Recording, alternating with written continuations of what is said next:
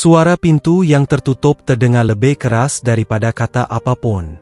Sebuah bunyi klik yang kiring. Tegas. Seolah-olah alam semesta memutuskan untuk menghapus semua yang pernah aku jadi dan memulai dari awal. Ruang tamu itu kosong. Dindingnya telanjang. Lantainya dipenuhi bekas perabot yang sudah tidak ada lagi. Dan gema itu adalah suara hidupku yang sedang berpamitan.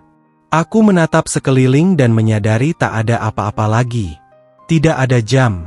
Tidak ada lukisan. Tidak ada kenangan. Hanya aku dan keheningan. Keheningan yang berteriak. Dan pada saat itu, aku sadar. Kadang, sebuah awal baru tidak datang dengan kembang api. Ia datang bersama suara sebuah pintu yang menutup. Apakah kau sudah gila? Tanya adikku. Ibuku menangis, berusaha memahami apa yang sedang kulakukan. Ayahku hanya menatapku, diam, seperti seseorang yang menyaksikan kapal tenggelam. Menjual semuanya? Rumah, mobil, Perabot keluarga. kenapa? Tapi aku tak tahu harus menjawab apa. Bukan dengan kata-kata. Karena jawabannya tidak ada dalam logika. Jawabannya ada di hati dan hati itu, malang sekali, sudah tidak tahu cara menjelaskan apapun. Aku hanya bisa merasakannya. Ada kekuatan aneh yang menarikku keluar dari hidupku sendiri. Seolah alam semesta berbisik. Percayalah. Sebelum semuanya terlambat. Dalam beberapa hari berikutnya, aku menjual semuanya. Setiap benda terasa seberat bertonton. Setiap penjualan terasa seperti melepas bagian dari diriku sendiri. Namun anehnya, sesuatu di dalam diriku juga terasa bebas. Dan ketika aku menyadarinya, yang tersisa hanyalah sebuah ransel, dan ketakutan yang sangat besar. Malam pertama jauh dari rumah, kamar itu kecil. Lampunya berkedip. Kasurnya berderit. Dan langit-langitnya memiliki retakan berbentuk salib. Aku berbaring dan menatapnya. Mencari tanda apa pun. Lalu datanglah keraguan dingin, kejam, tanpa ampun.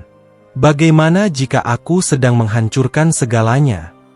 Bagaimana jika aku takkan pernah mendapatkan kembali apa yang telah hilang? Aku mengambil ponsel dan mulai melihat foto-foto lama. Ibuku di beranda. Ayahku tertidur di ayunan. Putriku, dengan rambut berantakan dan senyum yang bisa menyelamatkan dunia. Saat itulah aku merasakan tenggorokanku tercekat. Rasa sakit itu datang perlahan, tapi mengambil alih semuanya. Dan aku menangis.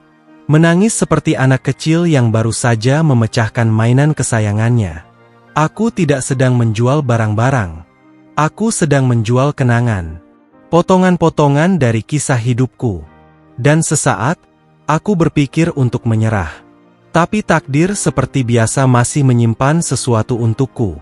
2 hari kemudian, saat aku sedang memilah buku untuk disumbangkan, selembar kertas jatuh ke lantai. Kertas itu terlipat, kusut, dengan tulisan tangan kecil yang miring. Itu dari putriku. Ayah, kalau aku sudah besar, aku ingin melihat laut bersamamu. Kata-katanya sederhana, tapi dampaknya menghancurkan. Aku terpaku. Kertas itu adalah pengingat. Sebuah pukulan yang disamarkan dalam kepolosan. Berapa kali aku berjanji akan membawanya melihat laut? Berapa kali aku menundanya karena tidak punya waktu? Berapa kali pekerjaan berbicara lebih keras daripada cinta? Catatan kecil itu menghancurkanku. Dan pada saat yang sama, menyembuhkanku. Pada saat itu, aku mengerti. Aku tidak menjual segalanya untuk melarikan diri. Aku menjual segalanya untuk kembali. Kembali padanya. Kembali pada diriku sendiri. Kembali pada hal-hal yang benar-benar penting. Aku mengambil mobil tua yang masih tersisa. Aku datang ke sekolahnya tanpa memberitahu. Ketika dia melihatku, dia berlari dengan kilau di matanya yang waktu tak pernah bisa hapus. Putriku. Ayah. Kemasi tasmu, kataku. Kenapa? Dia tertawa. Karena hari ini, kita akan melihat laut. Dia melompat ke pelukanku, dan seluruh dunia seolah bernapas kembali. Kami menyetir berjam-jam. Matahari terbit perlahan. Jalanan terasa tak berujung, tapi untuk pertama kalinya, aku tidak terburu-buru. Dia tertidur di kursi belakang, dan aku menatap kaca spion dengan hati yang penuh. Kedamaian itu terasa baru bagiku. Kedamaian seseorang yang akhirnya menjalani apa yang selalu dijanjikannya. Ketika laut muncul di cakrawala, dia membuka matanya dan berteriak, Ayah, lihat. dan aku melihat. Dan aku menangis. Menangis bukan karena apa yang kutinggalkan, tapi karena apa yang akhirnya kutemukan. Beberapa hari kemudian, keluargaku menyusulku. Mereka datang ke penginapan tempat kami tinggal. Ayahku berdiri dengan tangan terlipat. Ibuku dengan mata merah. Saudariku mencoba memahami. Kau menjual semuanya? Untuk ini? Tanya ayahku. Aku menarik napas panjang. Menunjuk ke arah laut. Untuk ini. Hening. Keheningan yang tidak butuh penjelasan. Ibuku mulai menangis. Tapi itu tangisan yang berbeda. Bukan tangisan kehilangan. Tangisan pengertian. Dia memelukku dan berkata, Kau melakukan sesuatu yang aku tak pernah punya keberanian untuk lakukan. Saat itu aku sadar. Kadang, cinta harus mengguncang untuk bisa menyembuhkan. Tapi alasan sebenarnya, tidak ada yang tahu. Malam itu, setelah semua tertidur, aku duduk di beranda. Aku mengambil amplop yang diberikan dokter beberapa minggu sebelumnya. Tentang hasil. Tanganku bergetar. Aku sudah tahu apa yang tertulis di dalamnya. Kanker. Stadium awal tapi agresif. Bisa diobati, tapi tak pasti. Aku bisa berjuang, menjalani pengobatan, menunggu. Tapi aku tidak ingin sekadar bertahan hidup. Aku ingin hidup. Aku ingin meninggalkan kinangan. Bukan warisan. Aku ingin putriku mengingatku bukan sebagai orang sakit, tapi sebagai ayah yang tersenyum. Bukan di rumah sakit, tapi di pantai. Dengan kaki telanjang. Tertawa bersama angin. Aku menjual segalanya untuk membeli waktu. Waktu untuk menjadi ayah. Waktu untuk mencintai.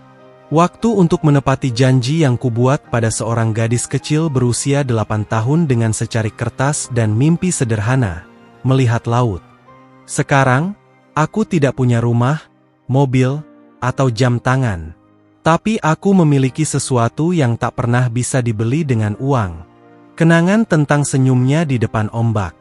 Laut telah mengajariku bahwa tidak ada yang benar-benar milik kita. Bukan harta. Bukan kepastian. Bahkan bukan waktu.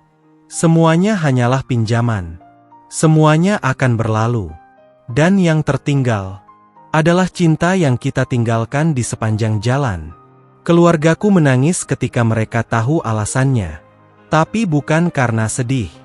Mereka menangis karena, untuk pertama kalinya, mereka mengerti bahwa aku tidak menjual segalanya. Aku membeli kebebasan. Kebebasan untuk benar-benar hidup. Untuk memilih apa yang penting. Untuk berhenti menunda kebahagiaan.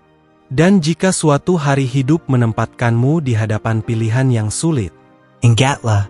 Kadang, kehilangan segalanya adalah harga untuk menemukan yang paling penting. Jika kisah ini menyentuh hatimu, bagikanlah kepada seseorang yang mungkin lupa apa yang benar-benar berarti. Dan jika kau juga merasa siap untuk memulai lagi, berlanggananlah ke kanal ini.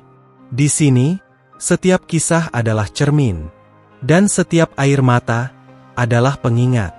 Jangan tunggu waktu mengajarkan nilai dari segalanya. Hiduplah sekarang. Sebelum hidup memutuskan mengajarkannya dengan cara yang paling menyakitkan.